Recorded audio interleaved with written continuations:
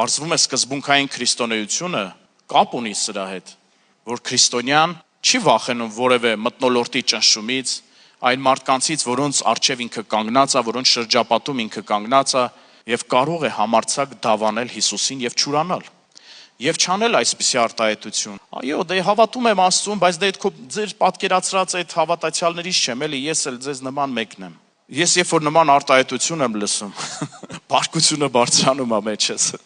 Նախանձավորությունն է բարձրանում մեջս։ Ասում եմ, միթե Հիսուսը խաչի վրա իր թանկ արյունը տալիս էր, որ հետո իր հետևորդները փորձեն չքմեղանալ, արդարանալ աշխարհիկ մարդկանց առաջ, թե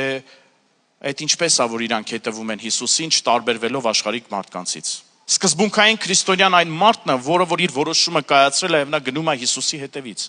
Եվ հին կյանքի սկզբունքները չեն գրավում այլևս նրան։ Դու լուծել ես այդ հարցերը։ Այնտեղ բան չկա, որ նորից կարոտով այնտեղ նայես, սիրելիս։ Մենք միայն առաջ պետք է նայենք։ Նույնիսկ աշխարհիկ մարդիկ, որ կարող այսպես էին նայում քեզ, քո հավատքի պատճառով, օրերից մի օր գալիս են հերթով եւ ասում են՝ մի քիչ կխոսես հավատքից,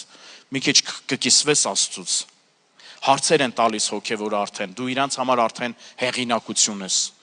որովհետեւ դու քամելոնի պես չես հարմարվել միջավայրի գույներին, դու պահել ես քո գույնը, դու պահել ես քո համոզմունքը, քո ինքնությանը չես դավաճանել, թե ով ես դու, միայն թե դիմացիների կողմից ընդունված լինես։